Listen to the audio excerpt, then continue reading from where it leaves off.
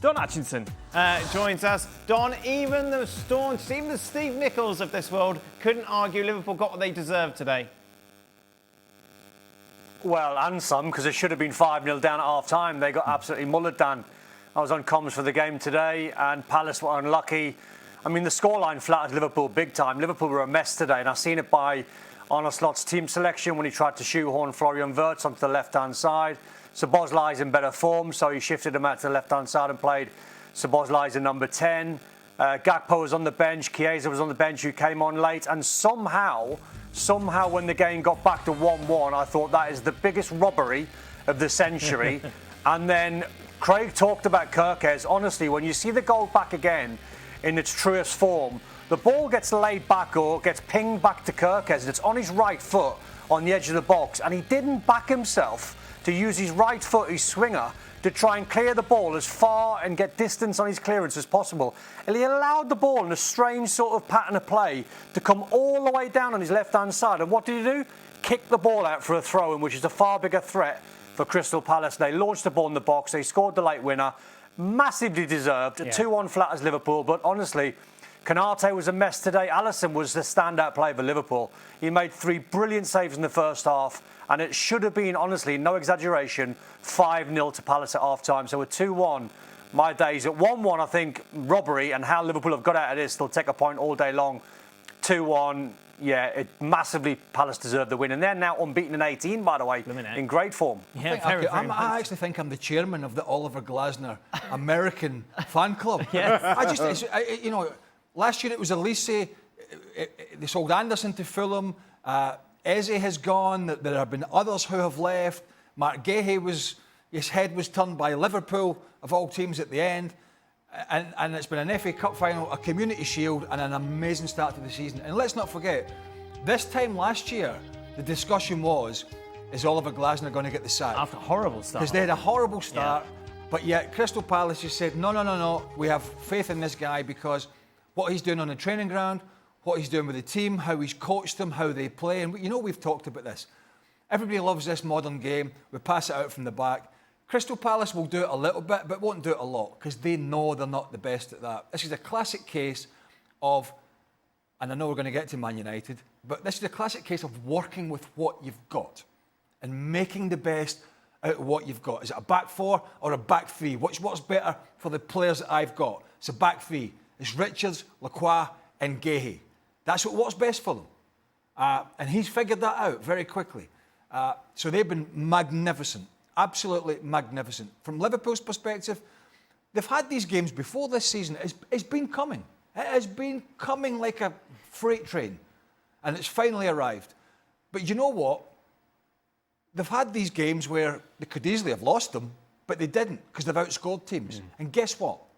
And this goes back to midweek and that balloon, Ekitike, and everybody laughing it off at the time. Ha, ha, ha. He's the most informed player. They're not defending very well. They're giving team lots of chances. So he was needed today. And spare me the Alexander Isak. He's not match fit.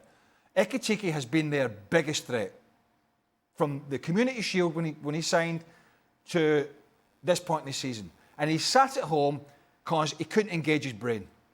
And that's a big deal. People may say, that's a big deal. When you're not playing well, guess what? If you've got somebody that can pop a couple in and you nick another 3 points, that's all right till you figure it out. But he wasn't available and Liverpool got their just desserts. And, we were talking at the start of the season, Dan. We thought, and I was wrong. I thought it was just going to be seamless for them. Yeah. And I know they've had a good start. Yeah. They're top of the league. But tell me a game where they've played really well. Yeah. I can't. And that's the thing.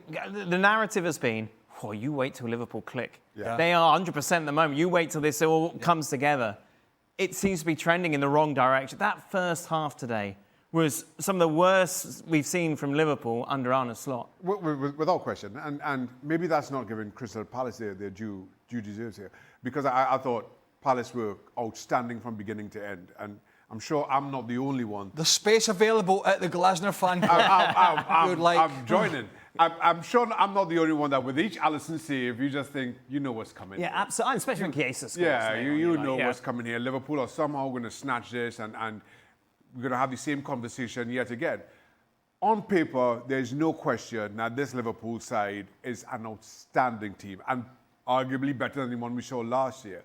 But for again, well, they're an outstanding squad at the moment. They're not an outstanding squad, team. But again, apart from the one chance that, let's be honest, Florian Wirtz really should have done better with. Yeah. I can't think of anything that he did that stood out. Isak had a chance where I thought he could have gone down in the box, but because he's not been playing, he's not been getting goals, I think he tries to stay on his feet to score himself. As a result, the chance just goes a begging. Outside of that, I can't think of anything he does. Mo Salah, and we've had this conversation for many a year about Mo Salah. I'm not sure what he did for 90 minutes, but again, as we've done for the last 4 or 5 years, even when he does that, he pops up with a goal or two. And all of a sudden, this is a Liverpool team that looked decidedly average against Crystal Palace, who I thought was simply outstanding again on the day. Maybe this team clicks, to your point, and all of a sudden, everything just comes right. But right now, just something just isn't. The pieces of the puzzle just aren't fitting as they should. Where do we stand on this, Don? Obviously, you took a look at that front four. You've got 2 members of the squad that have just joined Liverpool. Everyone is trying to learn each other's ways. Is it just a case of give them time and this will click? Or are these pieces of the puzzle that are never going to fit together? Oh, they'll fit together. They're just got to find the best system and maybe it's a tweaking system. I mean, they missed Ekitike today for a ridiculous suspension that he got against Southampton, but you can't put that on individual errors. Gravenberch was weak with the first header. As I said, Kirkes was really poor for his clearance, but I think Liverpool will click. I think what Florian Wirtz needs, he needs a high-profile game that is going to stand out and be the best player in. He got dropped for the Merseyside derby about 10 days ago, and it was the right thing to do because it's a high-intensity game. The strange thing for me was, why would you then play him? And maybe it's Arne Slot's thinking, well, I can't drop him twice on the spin, but surely when you go away to Crystal Palace, who are unbeaten in 17, who bring a high-intensity game, who run as hard as anyone in the Premier League, who fight and scrap and win second balls more than anyone else in the Premier League, that's not the game for Florian Wirtz. Now, the big dilemma now, I think, for Arne Slot is their next Premier League game is Chelsea away. So you might start him against Galatasaray, and that might be his game where he can shine and get some confidence. But are you really going to start Florian Wirtz on the left-hand side against Chelsea at the Bridge? No, it's going to be Gakpo. So he's going to need to find some form. He's going to need to show, because I'm not seeing anything yet. We know he's a player and we know how great he is and how talented he is. But today he was like 4-yard, fiddly little passes around the corner. The chance that Shaka mentioned, he should have been more ruthless in front of goal when he was quiet. That would have got Liverpool back in the game very early on. It would have given him a shot of confidence. Slot's got to find a system for him. Yeah, well, if you're going to play him on the left, then you might as well not play him.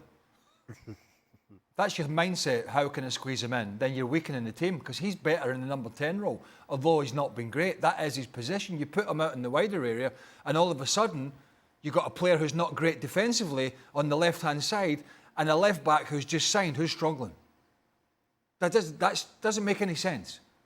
You know, you have to give Florian Wirtz the best chance to succeed, and that's in the best position. His best position is a number 10, and you got to give some protection to a young left back who is at the moment finding it difficult to keep his head above water, and playing a playmaker on the left hand side on that side against better teams is not the answer. Yeah, Arsenal, Newcastle. Well, you want to see Arsenal going for it now, most definitely. 5 midfielders. 5 midfield, 2 goalkeepers.